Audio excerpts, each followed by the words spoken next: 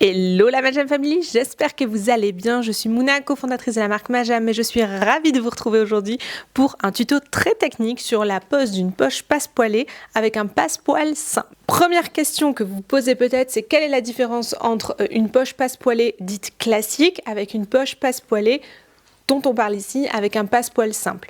En fait, très souvent, quand on parle de poche passe-poilée, on imagine la poche passe-poilée avec deux passe-poils, c'est-à-dire que vous avez une fente au milieu et deux petites bandes. Les deux petites bandes, ce sont les passe-poils, et c'est ça qu'on appelle très couramment une poche passe-poilée.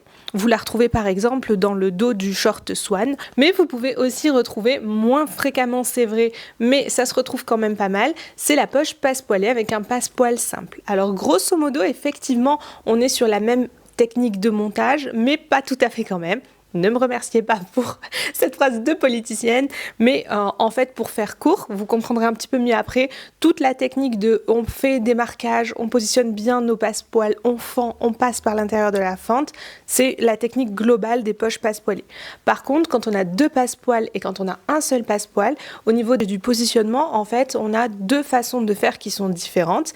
Et dans ce tutoriel ici, on va vraiment se concentrer donc sur la pose d'une poche passe-poilée avec un passe-poil simple, comme vous pouvez par exemple le retrouver sur le pantalon Diego. Si vous êtes intéressé par la technique avec les doubles passe-poils, je vous invite à aller consulter le tutoriel du short Swan. À peu près vers la fin, on vous explique comment coudre une poche passe-poilée avec deux passe-poils. Petite parenthèse, si vous entendez des bruits, des scotch, des bips ou des bruits de ce type, sachez que c'est simplement nos préparatrices de commandes qui sont en train de préparer les commandes et qu'à ce jour, j'ai encore quelques travaux à faire dans la salle de tournage. Donc no panique si ça arrive, je peux pas faire autrement et c'est plutôt bon signe quand même quand la team prépare les commandes pour vous. Sur ce, on attaque le tutoriel. Pour coudre une poche passe-poilée, la première chose que vous allez avoir à faire, c'est à reporter ici le repère de la poche passe-poilée qui se trouve sur votre patron. Donc vous avez ce repère-là de ligne sur le patron et il faut le reporter donc sur l'envers de votre pièce. Ici, j'utilise le patron du pantalon Diego. Le pantalon Diego, en fait, il a une pince et la poche passe-poilée, elle vient recouper la pince. C'est pour ça que vous voyez ce triangle ici. Donc la première chose que je vais faire, c'est aller coudre ma pince. Comme ça, c'est fait et on se retrouve avec une poche passe-poilée normale, on va dire. Le fait que ça recoupe une pince, c'est pas très important. C'est le cas ici, mais sur certains modèles, vous allez avoir la poche passe-poilée sans avoir le fait de recouper une pince. C'est ok. La technique, c'est vraiment la même. Donc, je vais aller coudre ça, mais avant, je vous présente les pièces. Donc, vous avez ceci, l'endroit donc où vous devez coudre votre poche. Vous avez une pièce comme ça, qui s'appelle un passe-poil, que nous sommes venus ici thermocoller sur l'envers. C'est important de le faire, ça donne vraiment une meilleure tenue à votre passe-poil de poche. Et enfin, cette pièce-là, c'est le fond de poche, c'est ce qu'on va venir plaquer à l'arrière de la poche. Voilà, donc j'ai cousu ma pince, et à l'endroit où ici, ma ligne ici de fente de poche passe-poil touche ma pince, coupe ma pince, j'ai fait, comme vous pouvez le voir, un point d'arrêt renforcé, c'est-à-dire qu'ici j'ai fait plusieurs allers-retours à la machine à coudre pour avoir une couture bien solide. Pour vous expliquer un petit peu, tout à l'heure, on ira fendre le tissu le long de cette ligne et donc évidemment, je vais couper ma couture ici de la pince. Pour que la couture ne se défasse pas à l'avenir, j'ai renforcé ici le point de telle sorte que lorsque j'irai fendre, eh bien j'aurai toujours un arrêt ici au niveau de la couture et un arrêt ici, ce qui fait que la couture ne va pas se défaire. Voilà, c'était la petite parenthèse pour lorsque vous avez une poche passe-poilée qui est au milieu d'une pince. Ensuite, toujours sur l'envers du tissu, vous allez prendre deux petits carrés de thermocollant. Vous faites des petits carrés, il n'y a pas de taille précise à donner. Et vous allez venir les thermocoller ici. Le but étant de renforcer ici les extrémités de votre poche passe-poilée. Si vous avez un doute, un petit carré de 3 par 3, c'est déjà très très bien. Ensuite, on va se mettre sur l'endroit et on va venir reporter notre ligne de repère. Donc, comment est-ce qu'on fait? C'est très simple. On prend ici les extrémités, on y met des épingles. Et vous pouvez aussi mettre une petite épingle ici, par exemple. Si vous avez peur, vous pouvez rajouter d'autres épingles le long de votre ligne. Et en allant sur l'endroit, vous avez tous vos repères pour vous redessiner votre ligne de fente.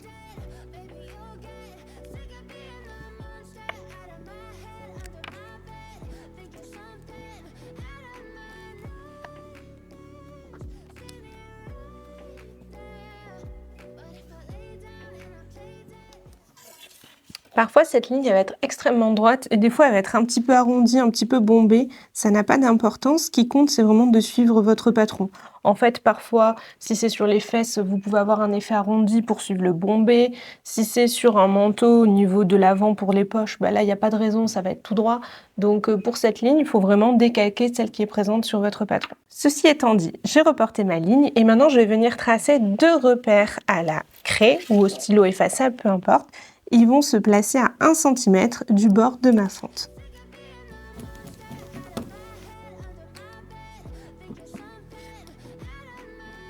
Ensuite, je vais laisser ça de côté quelques minutes pour m'intéresser à mes passepoils. Donc on va prendre un passepoil et on va venir le replier en deux, envers contre envers, et marquer le pli au fer à repasser. Ensuite, on va repérer les crans qui sont ici. On va venir mesurer 8 mm depuis le bord brut ici du passepoil. Et on va venir se tracer une ligne d'un cran à l'autre. Donc la première chose que je fais pour ma part, c'est que je prolonge mes crans, comme ça.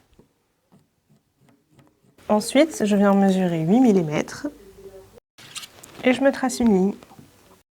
Une fois que c'est fait ici, on fait la même chose sur l'envers du fond de poche. Et une fois qu'on en est là, écoutez, on passe aux choses sérieuses. Je reprends mon vêtement donc endroit face à moi. On va travailler sur l'endroit. Je prends mon passepoil. Je fais coïncider ici mon passepoil avec ma poche en faisant bien coïncider ici les crans entre eux. Donc, l'extrémité de la poche avec le cran de mon passepoil. Je mets une épingle.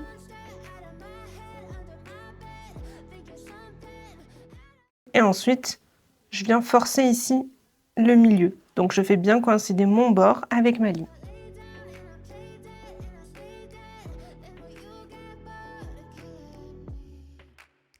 Ensuite, je vais aller à la machine, coudre ici sur la ligne du passepoil en commençant vraiment ma couture ici au niveau du début de ma ligne et en terminant précisément ici à la fin de la ligne. C'est vraiment important de ne pas dépasser, sinon votre poche passepoilée ne va pas fonctionner. Donc c'est tout ce travail de précision qui rend la poche passepoilée un peu difficile à coudre. Donc le tout, c'est vraiment de bien faire vos marquages, bien épingler et bien coudre. En gros, il faut tout bien faire. Ça vous donne ceci une fois cousu. Et on va faire la même chose avec le fond de poche en fait.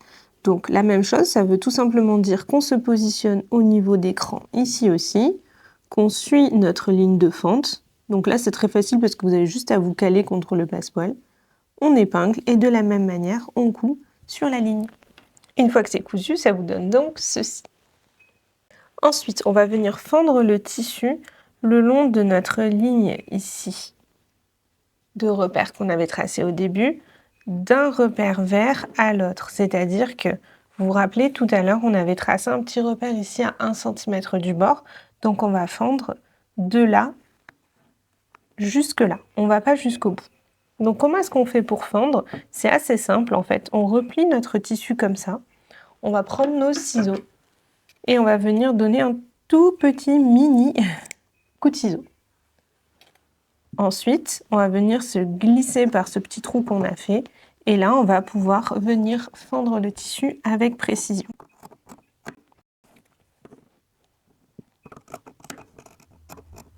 Une fois que j'ai fendu d'un repère vert à l'autre, je vais continuer à fendre, mais cette fois-ci en diagonale. En fait, on va venir fendre ce qu'on appelle en hirondelle, c'est-à-dire que depuis mon repère vert, je vais fendre ici jusqu'à ma couture et de même ici.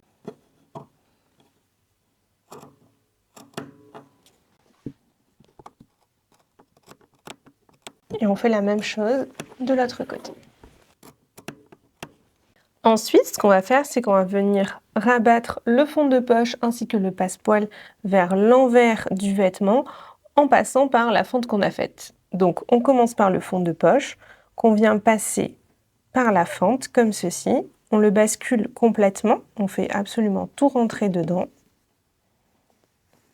Et on rabat donc notre fond de poche vers le bas. En faisant ça, vous avez tout seul, normalement, votre surplus de couture qui se couche là-dessous vers le haut de votre vêtement, eh bien c'est normal. Donc vous avez donc le surplus de couture vers le haut et le fond de poche rabattu vers le bas. Vous pouvez, si vous le souhaitez, marquer un petit peu ce pli-là au fer à repasser, oui, ou alors juste avec vos doigts comme je le fais ici.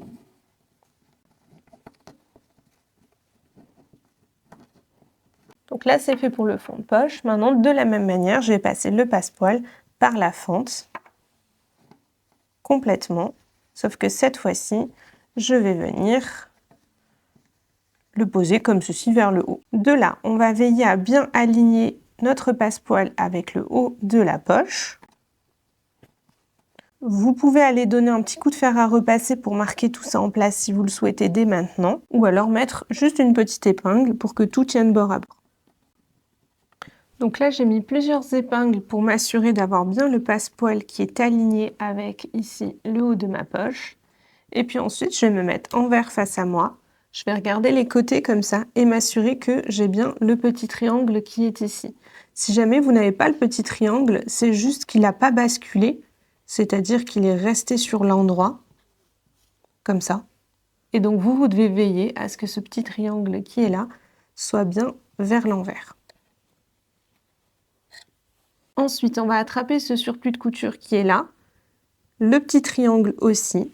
Et le but, ça va être d'aller coudre à la machine, à la base ici de notre triangle. Donc c'est vraiment important de coudre à la base du triangle, ça va fermer notre poche passepoilée. Après couture, ça vous donne ceci. Évidemment, j'ai fait la même chose de l'autre côté aussi. Et ça nous a permis de fermer nos poches.